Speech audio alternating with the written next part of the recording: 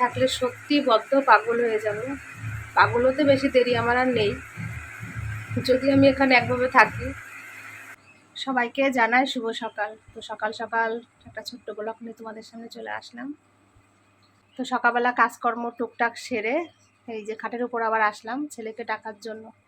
ছেলে ঘুমিয়ে আছে, এখনো উঠছে না। কালকে রাত্রেবেলা বলছে, মা আমি একটু কালকে বেশি করে ঘুমোবো, আমাকে ডাকবে না।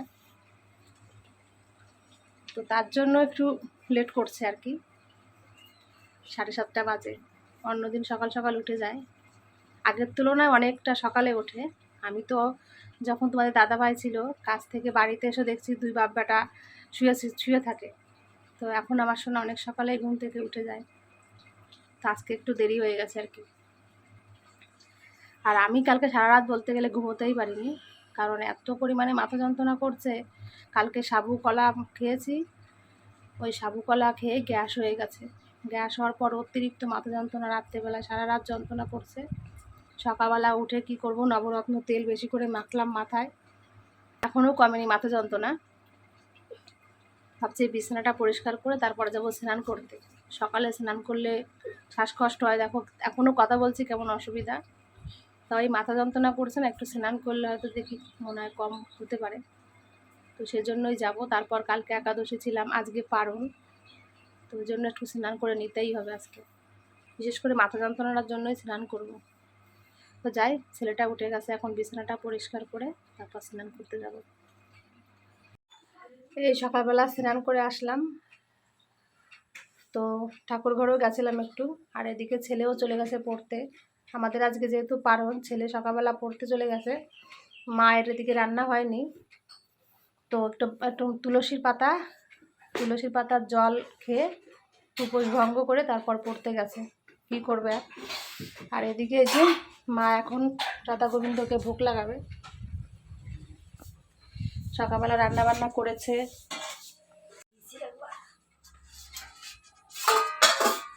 সকালে কি দিয়ে ভোগ দিল?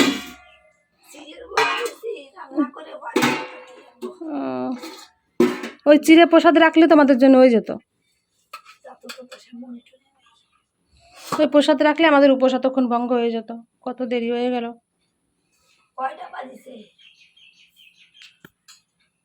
9টা বাজতে গেছে।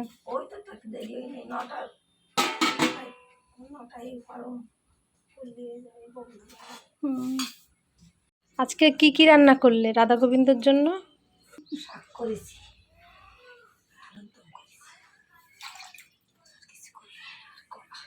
এটা কি কুমড়ো শাক? মা এই যে আলুর দম রান্না করেছে, তো আমাদেরকে দিল আলুর দম। ছেলে নাকি খেতে চেয়েছে কালকে। কি অন্য পাবে না, দেবো একটু? পাবে কিনা আমি বলতে পারবো না, একটুখানি দাও বাটিতে, যদি পাবে পাবে, না পাবে কি করবো, আর ফেলে দিতে হবে না। আমি তো যদি পাই আমি পরে দেবানি, থাক ঠিক আছে। করে কি হবে, ওর জন্য শুধু দাও। আমি কিন্তু সকালবেলা প্রসাদ অল্প একটু শুধু মুখে নেব, ওই প্রসাদ পাবে। আমি উপোস ভঙ্গ করবো তার জন্য নেব। আমি চা খাবো, মাথা যন্ত্রণা ফেটে যাচ্ছে আমার। কত বছর বয়স তোমার হাড়ির? 30 বছর। 30 বছর? হাড়িটা পুরো ভেঙে গেছে সাইড দিয়ে যে। 30 বছর ভোগ লাগানো হাড়ি। তাহলে আমাদের ঠাম্মা শাশুড়ি, তাই তো? ঠাম্মা শাশুড়ির ভোগ লাগানো হাড়ি, সেই বাংলাদেশে থাকতে। দুধ জাল দেওয়া না না, বনগায় থাকতে দুধ জাল দিত, ওইটাই করি গোপালের জন্য। বনগায় বসে কেনা? ও, এই চলে আসলাম রান্নাঘরে। মা রাধা গোবিন্দকে প্রসাদ দিয়েছিল, তো সেখান থেকে একটু প্রসাদ শুধু মুখে নিয়েছি, তারপর একটু জল খেলাম। কারণ মাথা যন্ত্রণা করছে এত পরিমাণে, চা না খেলে একদমই হবে না। দেখি চা খেলে একটু ভালো লাগে নাকি। কালকে বললাম না সারা রাত মাথা যন্ত্রণা করেছে। আজকে দেখো স্নান করলাম, তবুও কমছে না। কমে যাবে হয়তো আস্তে আস্তে। কালকে রাত্রেবেলা ঘুম হয়নি, তারপর ওই গ্যাস হয়ে গেছিলো, ওই জন্য আরও বেশি সমস্যা হচ্ছে। তো আগে একটু চা খাই, তারপর তো মা এই যে প্রসাদ দিয়েছে, ছেলে পড়তে গেছে, ও বাড়িতে আসলে প্রসাদটা পেয়ে নেবে।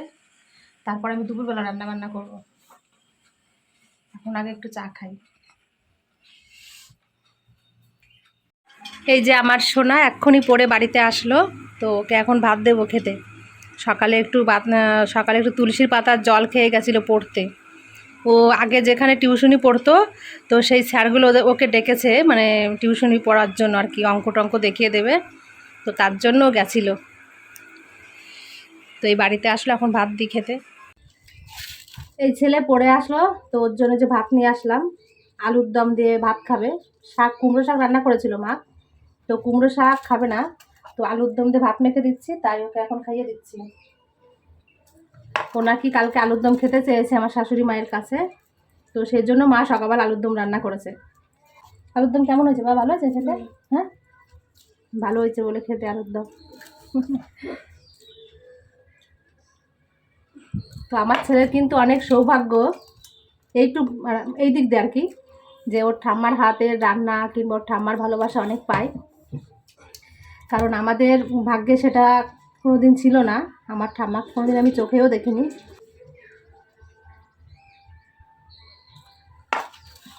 একে ভাত মাখিয়ে খাইয়ে দেওয়ার পর নিজে একটু খেলাম কোনো রকম। তো মাথা যন্ত্রণাটা আজকে একদমই কমছে না, মানে কি বলবো, ভীষণ কষ্ট হচ্ছে। তো আবার এসে শুয়ে পড়লাম, দেখি একটু, কালকে রাত্রিবেলা ঘুমোয়নি, তো ঘুম বিশেষ করে না হওয়ার কারণে আরও যন্ত্রণাটা বেশি হয়েছে। তো দেখি এখন একটু ঘুমিয়ে যদি ঘুম আসে, ঘুম তো আসে না, ঠিক মতন ঘুমোতে পারি না। তো এখন একটু শুয়ে আছি, যদি একটু ঘুমোতে পারি মাথা যন্ত্রণাটা হয়তো সেরে যাবে আমার। ঘুম সত্যি কথা বলতে কি একদমই আসে না, কালকে তো সারা রাত বলতে গেলে জেগে আছি মাথা যন্ত্রণায়, এত পরিমাণে যন্ত্রণা করছিল। আমি একটু শুয়েছিলাম, মাথা যন্ত্রণা করছিল খুব, তো শুয়ে থেকে ভাবলাম একটু ঘুমাবো। ঘুম তো দূরে থাক, মানে ঘুম আসেইনি, মানে এত কিছু মাথার মধ্যে চিন্তায় ভাবনায় তো ঘুম আর পড়তে পারলাম না।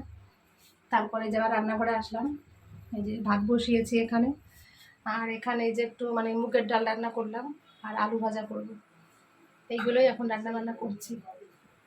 পাতলা করে ডাল রান্না করেছি আর এই যে আলু ভাজা করব, ব্যাস এগুলোই তো দুপুরবেলা খাওয়া দাওয়া করবো আর কি। এই যে রান্না হয়ে গেছে, রান্না করে এই যে ভাত বেড়েছি, ছেলে ওই যে বসেছে ভাত খেতে। তো ডাল করলাম আর এই যে আলু ভাজা করেছি, এই যে মাছ ভাজা করেছি।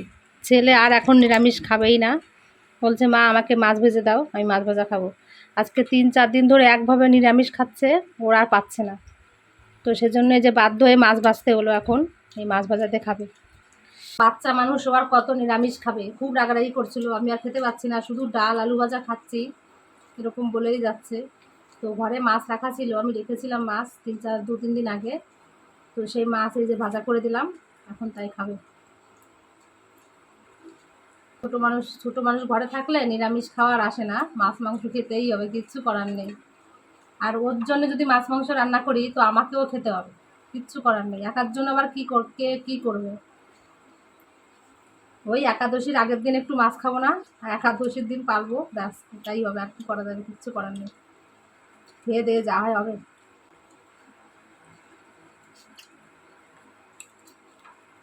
মেখে নাও, মেখে দাও। আচ্ছা,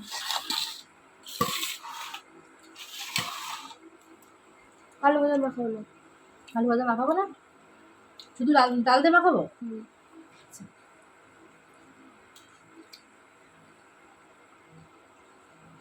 ডাল দেওয়ার একটু,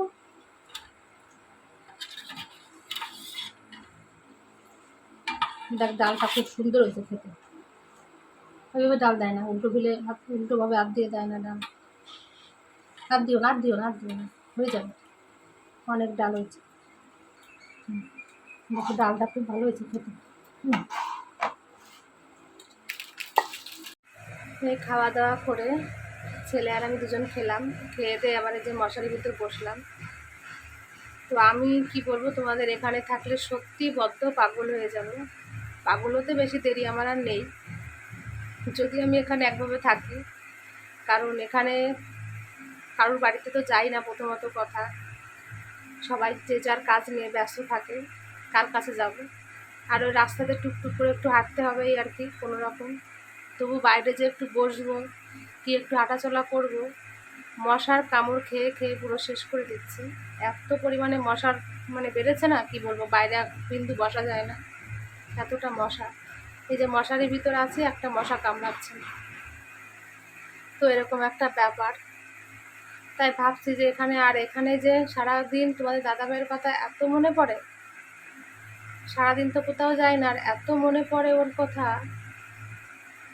পুরো মানে পাগলের মতন। আরও বেশি মন খারাপ লাগছে, দিনকে দিন ভুলবো কি, আরও বেশি করে মনে পড়ছে। এমন একটা অসুবিধায় পড়েছি না, তো কী বলবো, কেন জানি না এরকম হচ্ছে, আমি কিছুতেই মানে মানতে পারি না এই জিনিসটা, সত্যি। তাই কালকে আমার মা একটা আমাকে কথা বলেছিল ফোনে, যেটা সত্যি কথাই।